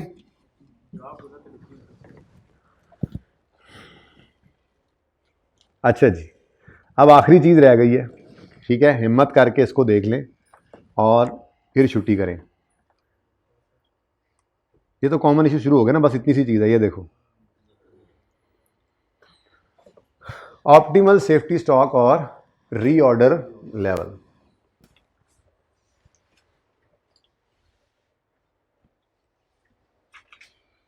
सवाल हो गया ना, हाँ बस अब पहले में थोड़ा सा मसला आना, तो वो मेरे ख्याल में होमवर्क दे देता हूँ कोई नहीं, अगर हिम्मत करो तो बस 20 मिनट है जिंदगी के आखिरी, फिर इंशाल्लाह परसों बुलाऊंगा अगर ज़रूरत पड़ी तो।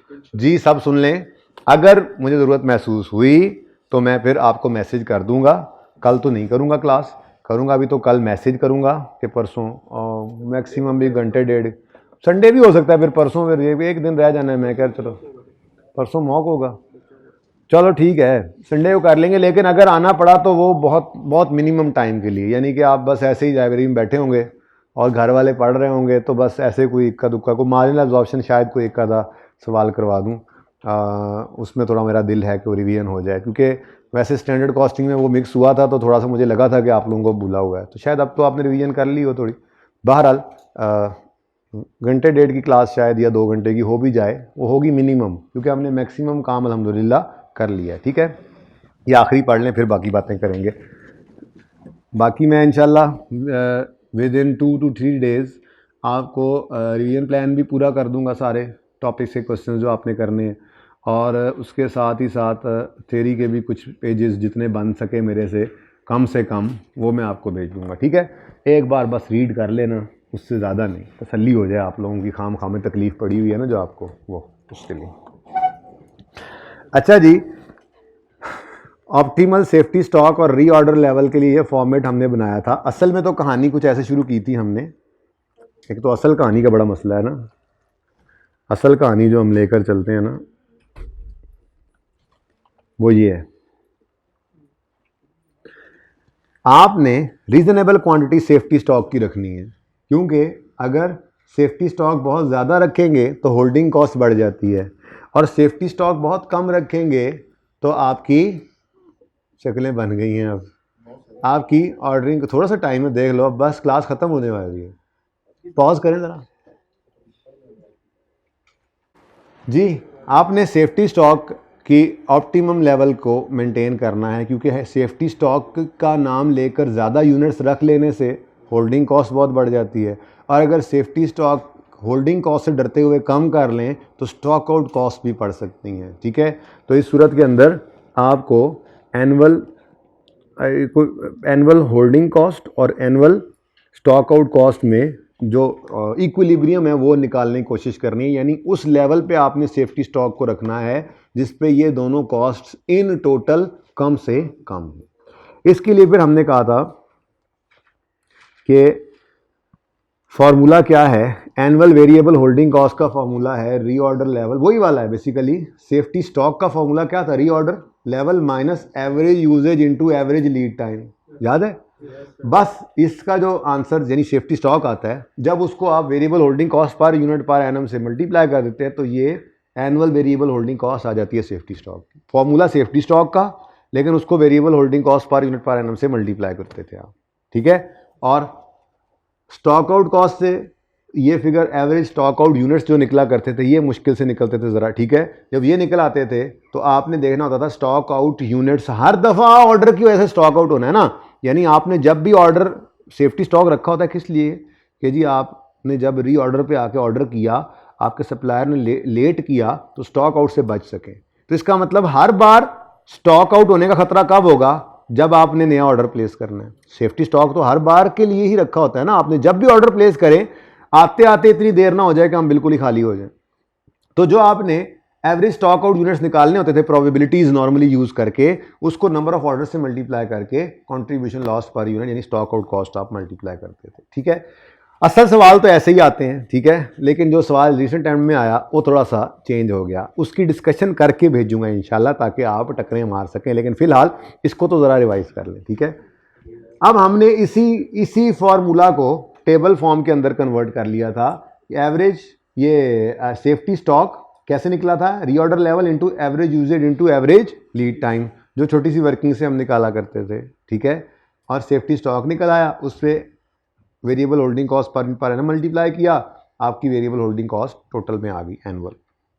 फिर एनुअल स्टॉक आउट कॉस्ट में ये एवरेज स्टॉक आउट यूनिट्स जो हैं, एवरेज स्टॉक आउट यूनिट्स जो हैं ये वर्किंग से निकलते थे। ठीक है, नंबर ऑफ ऑर्डर से मल्टीप्लाई करके आपने एनुअल स्टॉक आउट कॉस्ट से मल्टीप्लाई करने पर ये कॉस्ट निकालनी होती थी। जिस लेवल के ऊपर ये टोटल कॉस्ट मिनिमम होती थी आप कहते थे ये सजेस्टेड है। इसके रिलेटेड जो सवाल करवाए थे वो सवाल आप अगर कर लेंगे तो ज़्यादा मुनासिब होगा।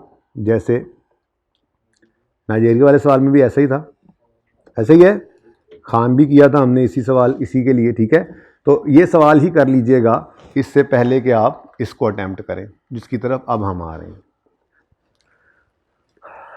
सवाल तो ये भी ऐसा ही था, हाँ दिया हुआ है, हाँ ये टेस्ट में दिया हुआ है। ठीक है, टेस्ट ज़्यादातर सवाल मैंने यहाँ से दे दिए थे टेस्ट में, इसीलिए टेस्ट भी डिस्कस हो रहे हैं, और जो इसके अलावा टेस्ट वाले सवाल थे अब उनकी ज़रूरत में महसूस नहीं कर रहा कि डिस्कस करें। अल्हम्दुलिल्लाह हम ठीक है ना, हमारे हालात बेहतर हैं। रिविजन अटैम्प्ट अनसीन थी ना हमारे लिए। ठीक है, तो इसको सिर्फ मैं रिवीजन करवाता गया हूँ और अपने फॉर्मेट पर डालता गया हूँ, सिवाय इस सवाल के जिसने तंग करना है। बाकी अभी तक किसी सवाल ने हमें तंग नहीं किया अल्हम्दुलिल्लाह। ठीक है, छोटा सा सवाल है, इतना तो बरकत के लिए भी होना चाहिए कोई। अच्छा, अब सिचुएशन क्या, सॉरी पूरी रिवीजन हो गई। हाँ, ये कैसे निकलते थे जी, average usage during lead time कैसे निकलता था। Normally usage during lead time देता था और प्रोबेबिलिटीज देता था, हम उसको एवरेज यूजेज उसकी निकाल लेते थे। ठीक है, average usage during average lead time जो निकाला करते थे वो हमें हर लेवल के लिए ये हमें हर लेवल के लिए ये स्टॉक आउट कॉस्ट निकालनी पड़ती थी। ठीक है, एवरेज यूजेज तो हमें वैसे ही वो बता रहा होता है हर टाइम के ऊपर। ठीक है, इस लेवल पे इतनी एवरेज यूजेज, इस टाइम पे इतनी, इस टाइम पे इतनी, तो एवरेज यूजेज निकल आती थी इस फॉर्मूला से। स्टॉक आउट के लिए जितने रीऑर्डर लेवल्स होते थे उतनी बार हमें ये कैलकुलेशन करनी पड़ती थी, average usage during lead time, जो यूजेज ड्यूरिंग लीड टाइम है, और जो आपने रीऑर्डर लेवल रखा हुआ है, मिसाल के तौर पे आपने, आपकी लीड टाइम में यूजेज है 2000 यूनिट्स और आपने रीऑर्डर लेवल रखा हुआ है 1800, तो फिर 2000 रीऑर्डर लेवल 1800 पे आता है, तो 2000 में आपको खतरा है कि आप 200 से स्टॉक आउट कर जाओ। और मिसाल के तौर पे आपका रीऑर्डर लेवल 1800 ही है लेकिन आपकी यूजेज 1800 है, तो फिर कोई स्टॉक आउट नहीं। आपकी रीऑर्डर लेवल जो है वो 1800 है और आपकी यूजेज 1600 है, तो नेगेटिव भी कुछ नहीं है, मतलब स्टॉक आउट नहीं है। तो स्टॉक आउट कब होता है? जब आपकी यूजेज जो है वो आपके रीऑर्डर लेवल से बढ़ जाए, यानी रीऑर्डर लेवल जो है यूजेज उससे ज़्यादा जाएगी तो स्टॉक आउट हो जाएगा। मेरे ख्याल में आप लोग थक गए हैं, खैर ठीक है, तो इसको होमवर्क में करना है आपने। मसला क्या आएगा इसको बस रिवाइज कर लीजिएगा। मसला इस सवाल में क्या है? मसला इस सवाल के अंदर यह है कि टिपिकल तरीके से इसमें डाटा नहीं दिया हुआ। सबसे बड़ा मसला क्या है, इसके अंदर उसने प्रोबेबिलिटीज़ वगैरह नहीं दी। उसने क्या कह दिया, कहता है रॉयल एंटरप्राइजेज ऑपरेट्स, बस पढ़ा के छुट्टी दे रहा हूँ, बस थोड़ी सी, बस 5-7 मिनट, ओके, थोड़ी सी हिम्मत, आखिरी वाली, बस ये सवाल नहीं करवा रहा, मैं खुद करवाऊंगा ये सवाल इंशाल्लाह। चाहे आप लोग चले भी गए ना, क्लास अगर ना भी हुई ना, तो मैंने वह जो 1-2 छोटी छोटी रिकॉर्डिंग्स करनी है ना FR2 की, तो उसके लिए भी मैं जो है वो एक रिकॉर्डिंग करनी है मैंने। उसके लिए जिस दिन आऊँगा, कोई भी नहीं होगा ना, तो ये सवाल मैं सॉल्व करके आपको भेज दूंगा ग्रुप्स के अंदर। लेकिन अभी 5-7 मिनट दें कम से कम, ताकि थोड़ा आइडिया हो कि चलाना कैसे है सवाल को, ठीक है? तो इसलिए बस 5 से 7 मिनट, सवाल नहीं कर रहे, हम सवाल नहीं कर रहे, बस ये आखिरी छुट्टी होने लगी है। मुझे पता है सुबह 7:30 से पढ़ रहे हैं आप लोग। ऑनलाइन वाले तो देखो फ्रेश बैठे हैं जी। Royal Enterprises operates a factory in Karachi where it produces a single gamma product है using 2 kgs of raw material X, 3 kgs of raw material Y। Both raw material purchase from a supplier in Peshawar. खुद कराची में factory लगाए बैठे हैं और supplier Peshawar में है। अब दोनों ही पेशावर के सप्लायर से आती हैं, तो इसका मतलब एक लेट होगी तो दूसरी भी होगी, एक टाइम पे होगी तो दूसरी भी होगी, एक ही से जो आनी है, एक ही ट्रक में चीजें आएंगी, ठीक है? 400 पर केजी X और 250 पर केजी Y है। टिपिकली ये नॉर्मल ठीक है, यानी कि इन टाइम, अगर इन टाइम हो, typically raw material are received within 10 days of placing an order. However, there are occasional delays. Last year, REL placed for 24 orders and the deliveries were received as follows. Within 10 days 20 orders आ गए थे, within 11 days 3 orders आए थे, within 12 days 1 order आया था। अब अच्छा भला होता था, यूजेज देता था, प्रोबेबिलिटी देता था, हम यूजेज निकाल लेते थे, फनकारी लगा, कोई मसला नहीं। वो कहता है डिटरमिन करो whether REL should maintain any safety stock assuming that current trend of deliveries would continue. यानी अगली दफा भी ऐसे ही होगा, यानी अगली बार भी 20 ऑर्डर टाइम पे आएंगे। 20 ऑर्डर क्या है जी? In time. या और 3 ऑर्डर्स जो हैं वो डिले है 1 डे का, डिले ऑफ 1 डे, ठीक है जी। और एक ऑर्डर जो है उसमें डिले है ऑफ 2 डेज, ठीक है। वो कहते हैं अभी भी यही चलेगा। अब मेरे ख्याल में मैं यूजेज निकाल सकता हूं, ठीक है, ड्यूरिंग लीड टाइम। क्या ख्याल है? यूजेज ड्यूरिंग लीड टाइम निकल सकती है जी। आप, वो कहता है presently REL does not maintain any safety stock. ये बाद में पढ़ते हैं। REL produces 1000 units daily 1000 units बनाते हैं, तो 10 दिन में कितने बनाएंगे? 10,000। और अगर एक यूनिट के ऊपर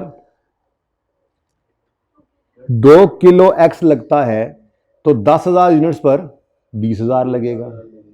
अगर एक यूनिट पर 3 किलो Y लगता है तो 10,000 के ऊपर, बस ये इस तरह से है। बेसिकली ये तरतीब यूं बना लें आप कि आपने असल में जब भी कभी आपको वो डेज के अंदर डिले देगा ना, तो ये मसला आपको आएगा, इस तरह से कैलकुलेशन करनी पड़ेगी। इससे 1-2 अटेम्प्ट्स पहले भी इस तरह का एक सवाल आया हुआ है, ठीक है। तो मैसेज सुन लो, बदतमीज आदमी। डिले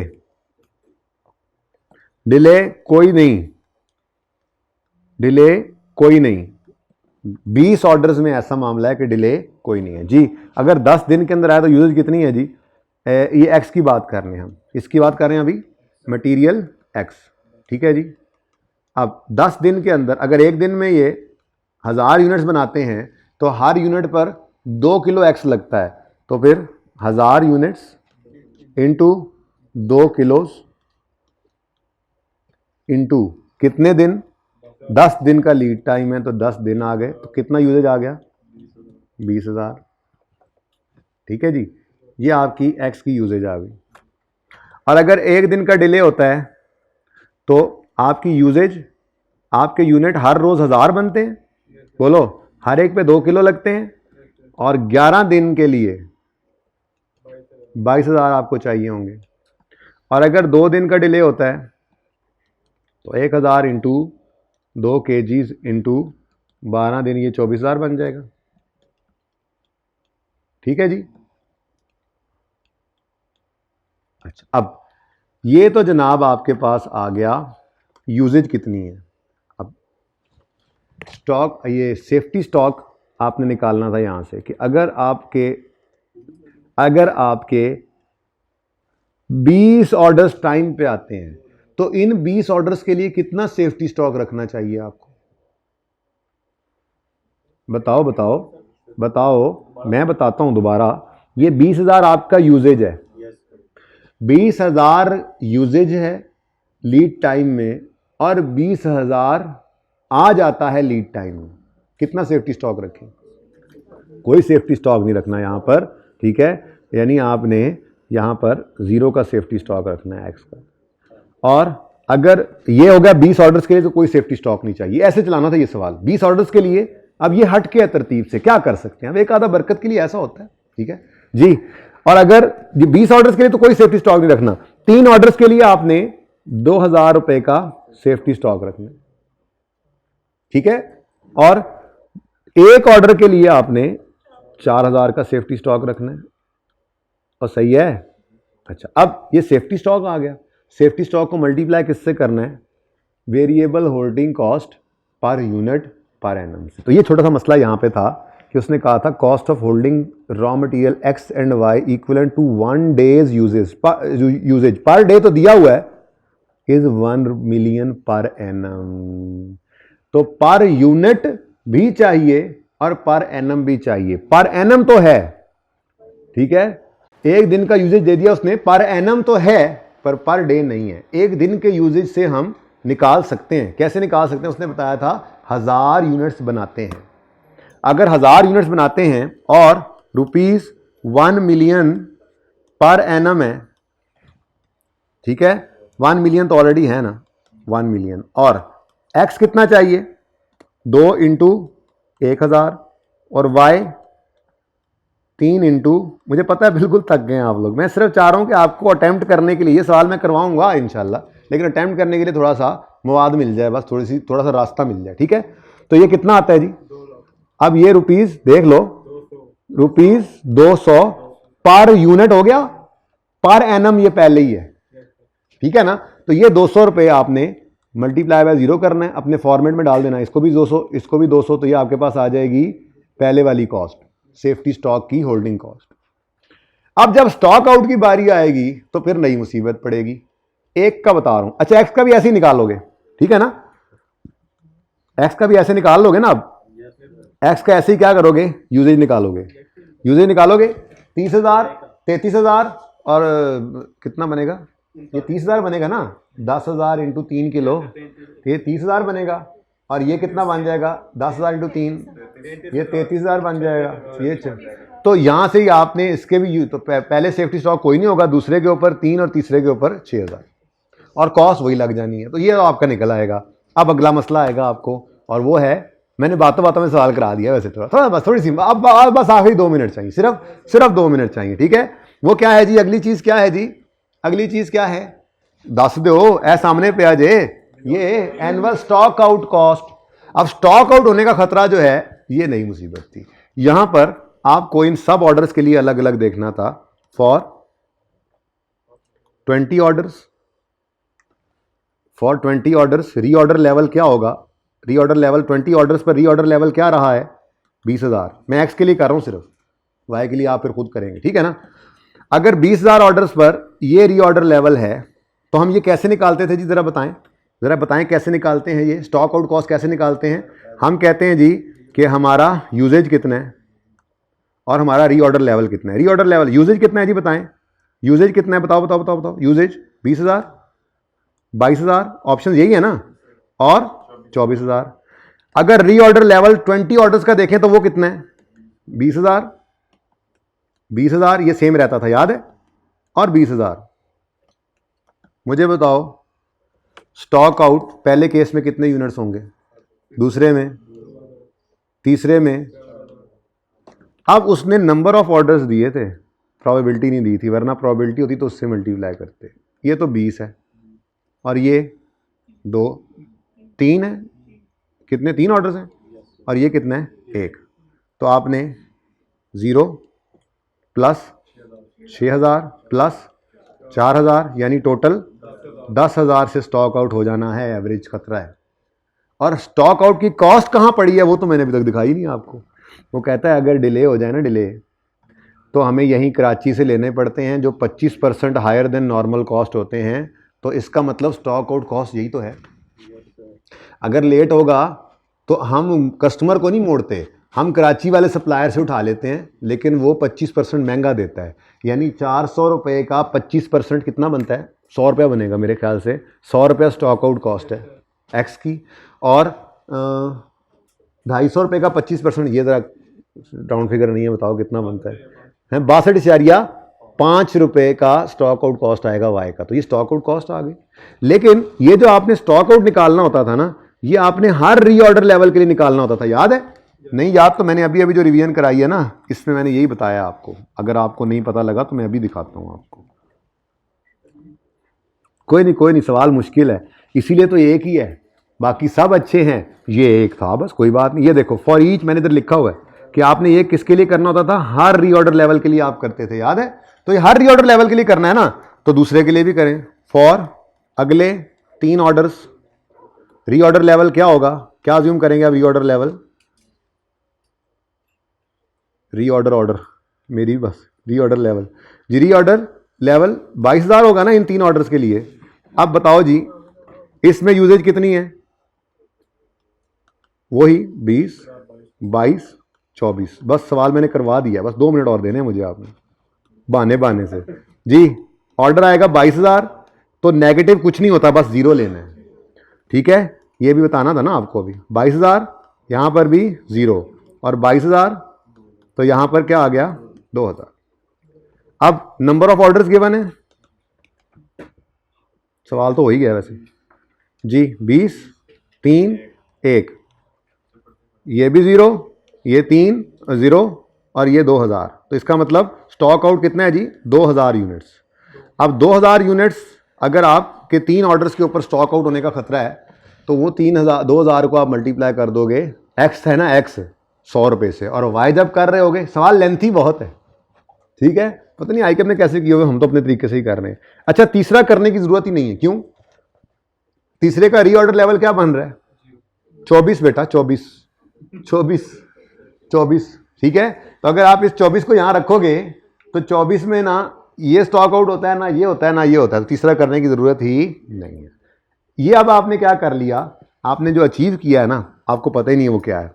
आपने सवाल कर लिया है, इधर देखो, मैंने करवा लिया ना सवाल, देख लो फिर, हैं? उस्ताद ही होता है। ये देखो, annual variable holding cost of SS, annual variable holding cost of safety stock जी। इधर देखें बच्चों, सेफ्टी स्टॉक, मैंने पहले आपको सेफ्टी स्टॉक निकलवाया है, ऐसा ही है।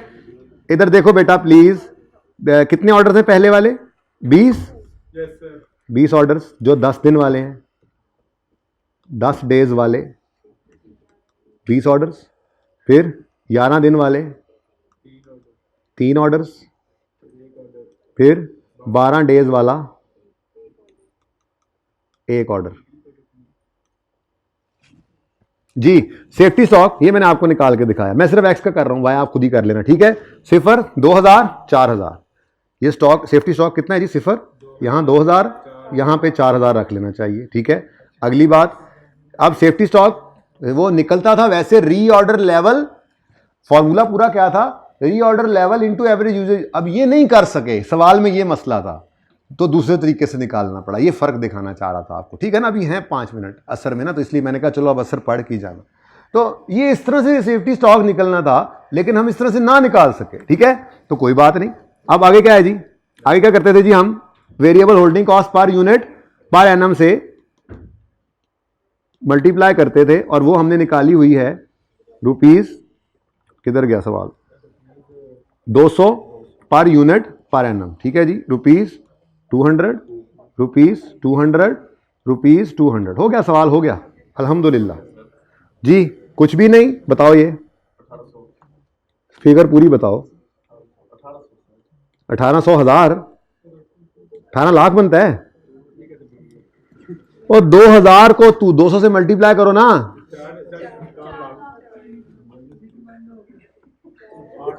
तो निकल जाओ क्लास से जी।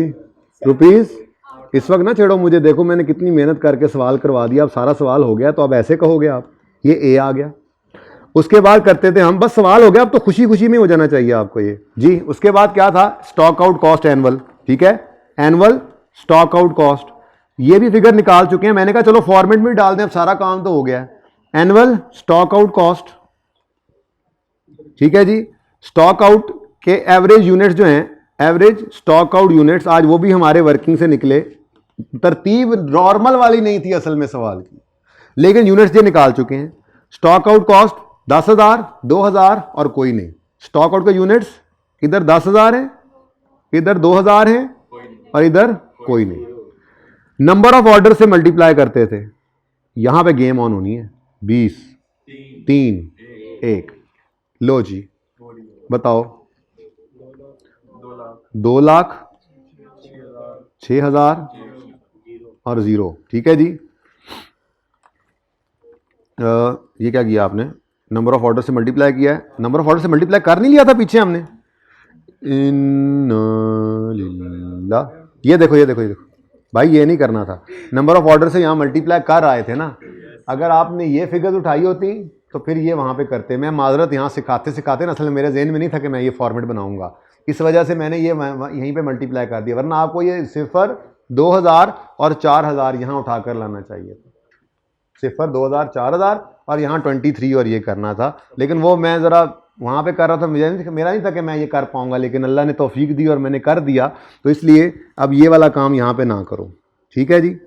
और यही आपके स्टॉक आउट के यूनिट्स हैं, 10,000, 2,000 और सिफर। और आपने क्या करना है जी, अब stock out cost per unit से मल्टीप्लाई करना है। क्या जी, stock out cost per unit से, और वो एक्स के लिए मैंने निकाल ली हुई है, ₹400 इंटू 25%, ₹100, ₹100, ₹100।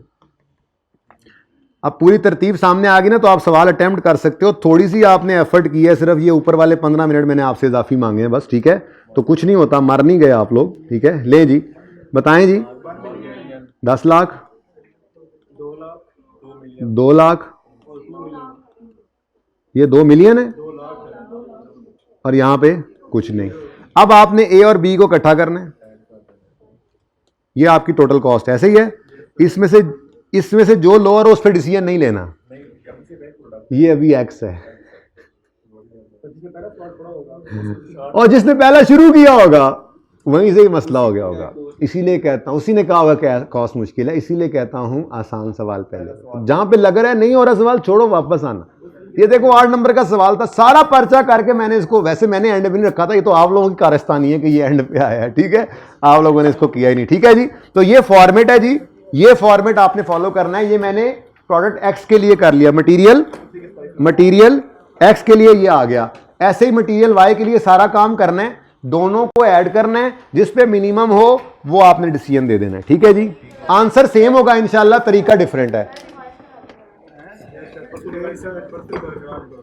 बेटा घर जाके खुद भी कुछ कर लेना, ठीक है। ये बेटा अब नजर आ रहा है, 1 मिनट, अब ये तो वहां रह गया है, अच्छा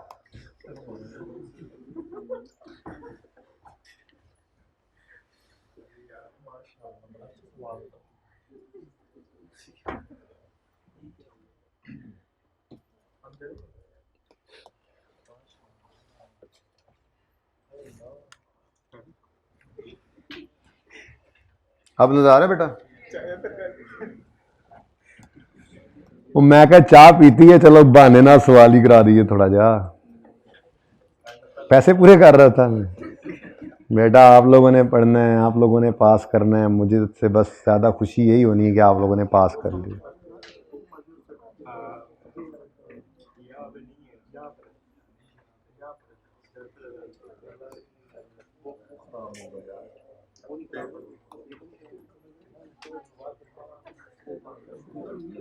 मैं क्या जे गिला ते मुकाइए नज़र ना आने वाला, हूँ ज़्यादा ही नज़र नहीं आ रहा। लें जी आप पिक्चर ले लें इसकी, ये अप्रोच होगी, ये बस आप खुद ही कुछ ना कुछ समझ लीजिएगा, ठीक है। ओके जी, अल्लाह हाफिज़। एक मिनट, अगर कोई बह जा, ओ भाई बह जा, अगर कोई और क्लास ज़रूरत होगी, छोटी मोटी होगी, ज़्यादा नहीं होगी, तो वो मैं आप लोगों को मैसेज कर दूंगा। तो जिन्होंने वैसे ही घर बैठ के लेनी है बस वो ले लीजिएगा, लेकिन ये क्लासेस हैं बहुत अहम, प्लीज़ आप सब ये ले लीजिएगा। अल्लाह हाफिज़।